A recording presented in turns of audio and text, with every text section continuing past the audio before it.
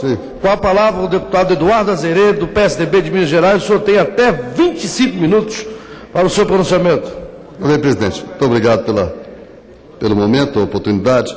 Mas antes ainda de iniciar o meu pronunciamento, eu quero aqui comunicar ao plenário o falecimento nesse fim de semana do ex-deputado federal José Elias Murat, professor Murat, que foi deputado federal por 4 mandatos aqui, 1 pelo PTB, 3 pelo PSDB, e que até dezembro do último ano era vereador em Belo Horizonte. O professor Murat foi um político, foi um homem público de grande valor e que foi um dos pioneiros na luta contra esse ataque que nós temos à sociedade brasileira das drogas.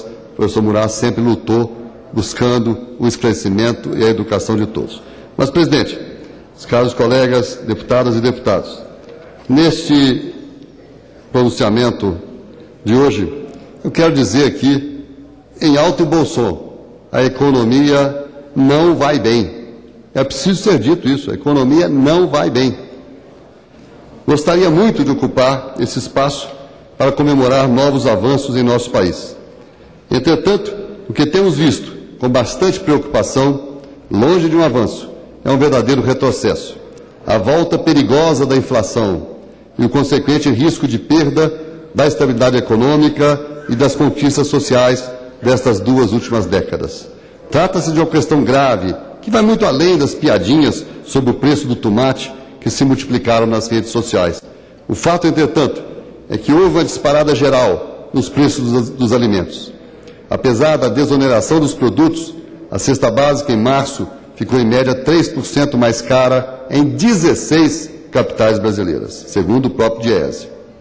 E é importante lembrar, senhor presidente, que a desoneração dos produtos da cesta básica, que tinha sido proposta pelo líder Bruno Araújo, do meu partido, aprovada pelo Congresso, foi vetada pela presidente Dilma Rousseff e apenas 6 meses depois recuperada aí sim com a autoria do governo.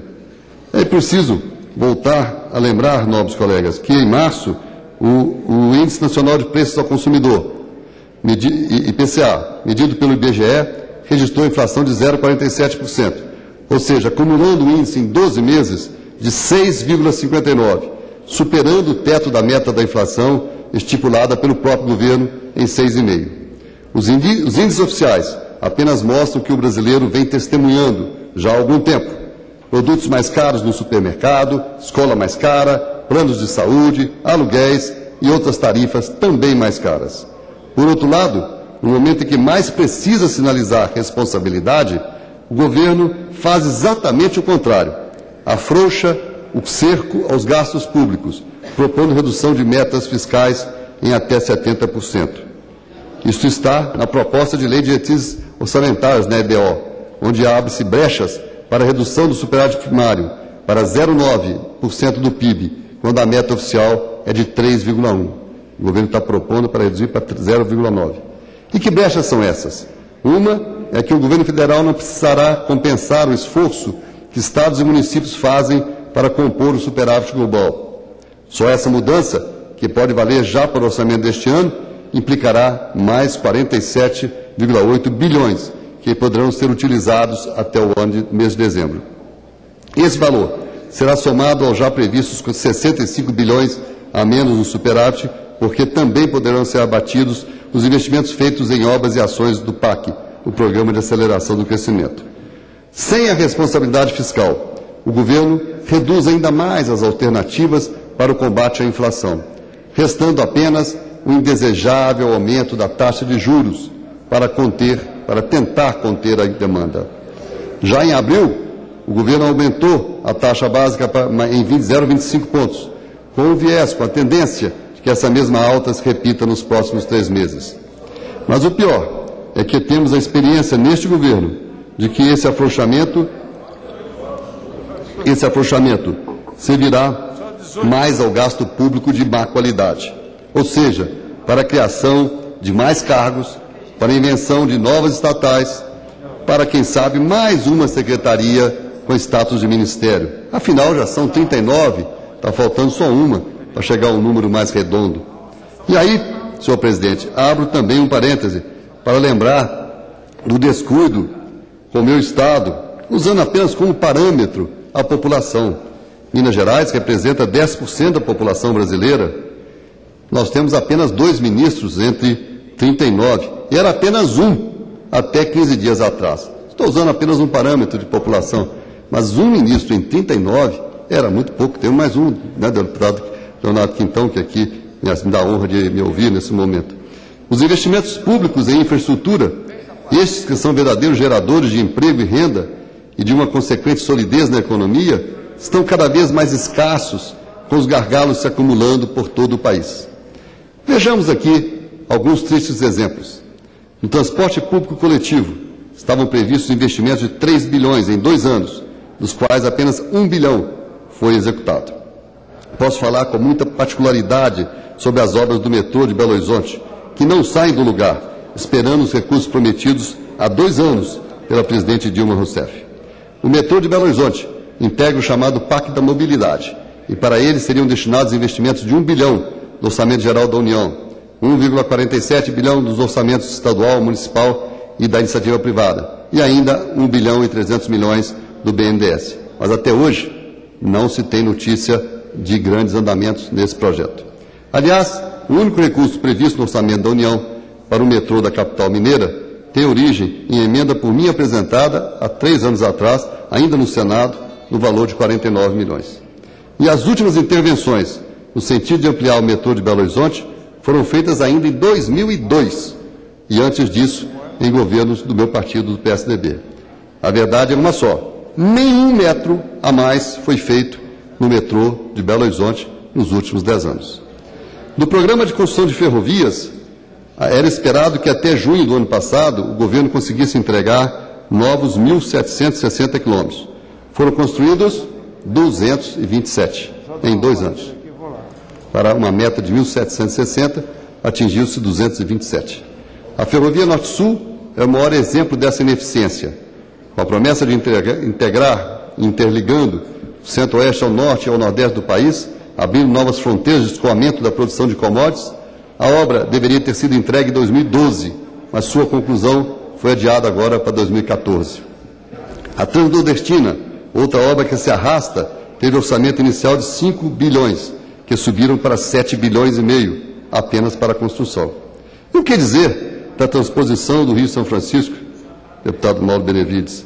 Ora, desde o ano passado, essa obra deveria estar levando água a 12 milhões de nordestinos, que sofrem com a seca, mas atrasos e paralisações adiaram seu término para 2015. E os gastos previstos também já se arrastaram muito. De 4,8 bilhões, já estamos em 8,2 bilhões, quase que dobrando. Eu estive pessoalmente perto de Juazeiro do Norte o ano passado, com um grupo de deputados do meu partido, do PSDB e de outros partidos de oposição, e pudemos testemunhar o desperdício de recursos das obras inacabadas. As obras de preservação e proteção das nascentes, fundamentais, tão demandadas por nós mineiros, quando se falou tanto desse projeto de transposição do Rio São Francisco, estão praticamente paralisadas. O que nós mineiros pedimos foi que se protegesse o Rio São Francisco, se protegesse as nascentes do Rio São Francisco, para aí se falar em transposição. Nenhuma das duas coisas avançou muito. O pacote de concessões de rodovias, caros colegas deputados, não acrescentará um centavo sequer neste ano. Com todos os editais atrasados, é mais provável que nenhuma obra tenha início ainda em 2013. Vejamos apenas o caso da BR-381 Norte, que liga Belo Horizonte ao Vale do Aço Mineiro e ao Espírito Santo. Já foram 4 anúncios de duplicação frustrados em pouco mais de 2 anos. 4 anúncios. Isso por quê? Porque há uma enorme indecisão do governo sobre os rumos da duplicação da rodovia. Ora, o governo federal decide fazer a concessão à iniciativa privada. Ora, opta por ele mesmo, o poder público, fazer a duplicação e só depois privatizar a rodovia. E 10 anos, 8 sob Lula e 2 sob a presidente Dilma Rousseff, se passaram sem que as obras fossem iniciadas. Os prejuízos são evidentes. A precariedade da rodovia atinge em cheio a siderurgia, um dos principais setores econômicos de Minas e do Brasil, com indústrias que enfrentam dificuldades imensas para escoar sua opção. Mas muito pior que isso são as inúmeras vidas que se perdem. Uma parte, deputado. Ouço como prazer o deputado Mauro Benevides, ex-presidente aqui do Congresso Nacional. Nós estamos acompanhando o discurso de Vossa Excelência com a retrospectiva do quadro econômico e financeiro do país. Vossa Excelência faz a análise de cada uma das medidas, tira as ilações que, no seu entendimento, se ajustariam a um comentário crítico a que Vossa Excelência se entrega nesse momento, indiscutivelmente com brilho, a respeito da realidade do país. Agora, Vossa Excelência não pode desconhecer que tem havido, por parte do governo, um esforço determinado para que se suplante essa dificuldade emergencial. No ano passado, nós tivemos aquela frustrante indicação de um PIB de 1,9. Aquela evidência de participar do chamado G20 com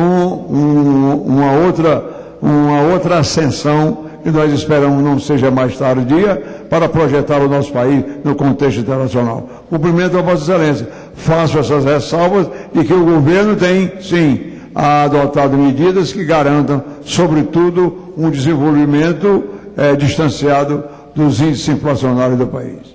Sim, deputado, eu não estou de maneira alguma, agradeço o seu pronunciamento, sua parte, mas eu não estou de maneira alguma dizendo que o governo está inerte. Eu estou dizendo que as medidas tomadas pelo governo não estão surtindo resultado, que a inflação está aí presente e que essa inflação preocupa muito, porque ela é extremamente nociva. O Brasil só conseguiu crescer, só conseguiu distribuir socialmente os recursos quando teve uma estabilidade econômica, quando se transformou num país normal, um país grande, com uma grande população, mas que pode, evidentemente, ter essa distribuição mais bem feita. Eu estou citando apenas, senhores deputadas, senhoras deputadas, senhores deputados, alguns exemplos na área da infraestrutura que impedem o crescimento do país. Eu poderia citar ainda aqui em Minas Gerais o problema da BR-381, que eu já citei a BR-381, Rodovia da Morte, mas poderia citar também a BR-040, que liga Belo Horizonte ao Rio de Janeiro, que inexplicavelmente ainda não é duplicada, a segunda e a terceira cidade do Brasil. Eu poderia citar a BR-251, no norte de Minas, lá do nosso valoroso deputado Humberto Souto aqui presente, que também precisa dessa duplicação urgente. Poderia citar o anel rodoviário de Belo Horizonte, também objeto de várias promessas, ou o Rodoanel de Belo Horizonte. País afora, são tantas e tantas outras rodovias precisando de melhorias urgentes, senhor presidente. Ainda a questão dos aeroportos. Depois de muita tolice, muito preconceito, o governo assumiu que a concessão é o melhor modelo para a recuperação dos terminais e acabou por repassar à iniciativa privada os aeroportos de Brasília, Viracopos e Guarulhos, cujas melhorias foram iniciadas imediatamente. Confins e Galeão ficaram para um segundo momento, que, entretanto, até hoje não chegou. Em outros terminais, a realidade é ainda pior. A ampliação do aeroporto de Goiânia, por exemplo, estava prevista para ocorrer em 3 anos. A obra está paralisada desde 2007. E o mesmo acontece com o aeroporto de Vitória, no Espírito Santo. Além disso, outros investimentos importantes em ciência e tecnologia e na área da defesa, que poderiam ampliar nossas fronteiras comerciais, também foram contingenciados. Nós estamos chamando a ministra Miriam Belchor para a Comissão de Relações Exteriores e Defesa Nacional, para que ela possa explicar melhor esse contingenciamento de recursos para as Forças Armadas. Ainda no último fim de semana pudemos, com um grupo de deputados e deputadas, visitar e verificar em loco o trabalho do Exército Brasileiro na Amazônia. O fato é que o recurso não pode deixar de ser liberado em setores importantes como esses de defesa nacional. Apesar desse preocupante cenário, discursos populistas e demagógicos camuflam para os trabalhadores e para a mídia a verdadeira situação em que o país vive. O Brasil parece seguir os exemplos de populismo presentes na América do Sul neste momento, na Argentina, onde a inflação é dita de 10% e, na verdade, é de 25%. Exemplos que, como vemos em países vizinhos, levam a influências midiáticas e parlamentares. Senhor presidente, senhores deputados e deputadas, precisamos enfrentar esses gargalos que aqui citei, gargalos da infraestrutura e outros também sérios concernentes aos projetos do setor elétrico. Até o próximo ano, 6.149 megawatts deveriam ser acrescentados à capacidade nacional de geração. Mas se os atrasos persistirem, ficará faltando metade dessa meta. Além disso, estão fora do cronograma 2/3 dos projetos de transmissão. No centro disso tudo, ainda temos a confirmação do PIBinho, o Produto Interno Bruto do Brasil, que cresceu apenas 0,9% em 2012, abaixo de todos os países vizinhos como Colômbia e Argentina, e muito abaixo de nossos parceiros dos BRICS, China, Rússia, Índia e África do Sul. Além da escassez de investimento em obras de infraestrutura, temos ainda de lidar com um grande problema do nosso país, a burocracia. O governo federal merece críticas devido à indecisão para realizar as obras, mas há que se reconhecer que boa parte desse atraso se deve à incrível burocracia brasileira. Nós temos um cipoal de regras, autorizações, licenciamentos que impedem que se faça qualquer obra num prazo razoável neste país. Precisamos acabar com a cultura da desconfiança que permeia o país. Não é impossível termos agilidade e, ao mesmo tempo, termos transparência que evite a corrupção. Acredito que é preciso mudar a Lei 8666, a Lei de Licitações. É uma lei muito antiga, temos de adaptar ao Brasil de hoje. Há que se fazer uma modificação que possibilite que as obras fiquem mais ágeis e mais baratas.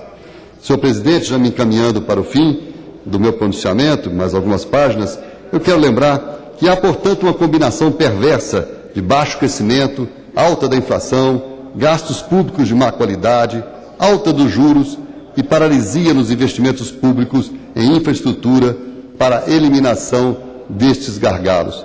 Esses são dados concretos. Baixo crescimento, 0,9, menor do que todos os países vizinhos. Alta da inflação, inegável, acima da meta. Gastos públicos de má qualidade, inegável, aumento do número de ministérios, chegamos ao número recorde de 39. Paralisia nos investimentos públicos, é o que temos visto com a questão dos portos, aeroportos e nas estradas. Some-se a isto a nociva antecipação do processo sucessório, feito a partir do lançamento prematuro da candidatura da presidente à reeleição. Assistimos a um processo de cooptação e intimidação dos partidos. Com a execução do orçamento, sujeita a interesses político-partidários, com o uso indiscriminado de medidas provisórias, o governo demonstra incoerência com o discurso de outros tempos. Tudo isso, como disse no início desse pronunciamento, pode pôr a perder a estabilidade econômica conquistada a partir do Plano Real, a maior contribuição do meu partido, o PSDB, para a reconstrução do Brasil. O Plano Real livrou o país da inflação e colocou nossa economia no rumo do crescimento. Naquela época, quebramos o círculo vicioso que consumia o trabalho e a poupança dos trabalhadores brasileiros, que vão comemorar nos próximos dias, nós todos os trabalhadores, todo o Brasil comemorando o dia 1º de maio, o Dia do Trabalho. Assentamos a economia em fundamentos estáveis, renegociando dívida dos estados e municípios, saneando o sistema bancário, privatizando, por que não, empresas que não utilizavam devidamente os recursos públicos, aprovando a lei de responsabilidade fiscal, que mudou as bases da gestão em todas as esferas da administração pública. Eu quero aqui, presidente, lembrar e compartilhar com os senhores as experiências que tive. Eu fui prefeito de Belo Horizonte no período de alta inflação e depois governador no período do pós-real. Ser prefeito no período de inflação significou que metade do meu tempo era consumido com assuntos ligados a reajustes. Ora o reajuste do Vale Transporte, ora o reajuste dos salários, ora a discussão de contratos. Esse era o quadro que os brasileiros viviam. O orçamento que era feito e que já se encerrava com 3 meses. Os orçamentos tinham que ser indexados para poder resistir à inflação. Depois, já como governador, do ponto de vista do governo, até pior. A inflação era boa para os governos. Essa é a verdade. Os governos podiam tratar melhor a questão das suas dívidas, do tratamento com a realidade inflacionária. E aí vivi o período duro da realidade, quando no pós-real nós tivemos que realmente acertar os problemas que existiam, como a própria dívida aqui já mencionada. Esse conjunto de medidas, apesar de impopular em certos aspectos, foi que permitiu ao Brasil crescer e avançar nas questões sociais. Sem uma economia sólida, não nos seria possível promover investimentos públicos de qualidade ou reverter recursos para os programas de assistência social. Essa é a verdade. Sem economia sólida, não seria possível promover investimentos públicos de qualidade ou reverter recursos para programas de assistência social. Livre do fantasma inflacionário, o poder de compra do brasileiro cresceu de forma sustentada, sem estar amparado em medidas até certo ponto populistas, que têm como meta o consumo pelo consumo. Medidas que, ao cabo, só aumentam o risco de retorno da própria inflação. Obviamente, não se trata de ser contrário ao incentivo da demanda via desoneração de alguns setores produtivos, mas essas medidas precisam estar calcadas em outras ações mais sólidas, como já disse, na responsabilidade com os gastos públicos, no equilíbrio na política de juros e no investimento de qualidade. Só assim conseguiremos voltar a crescer sem o fantasma da inflação e sem a perda do que duramente conquistamos até hoje. Mais do que responsabilidade, é preciso juízo. Eu saúdo finalmente, senhor presidente, o processo de renovação das direções municipais, estaduais e a nacional do meu partido, o PSDB. No próximo dia 18 de maio, o senador Aécio Neves deverá assumir a presidência do nosso partido, sucedendo ao nosso colega, deputado Sérgio Guerra, já presidente por 2 mandatos. Aécio Neves tem a juventude dos sonhos e sem preconceitos antiquados em relação à iniciativa privada. Tem a experiência de presidente desta casa, de governador em 2 mandatos de Minas Gerais, necessária para, em processo de alternância democrática, comandar um processo de crescimento brasileiro, com progresso, com desenvolvimento de fato, com a verdadeira inclusão social de todos, de todo o povo deste imenso Brasil. É o que eu tinha a dizer, senhor presidente, agradeço aí, gastei 22 minutos, sobram 3. Muito obrigado. Como bom mineiro, sempre respeitando o tempo.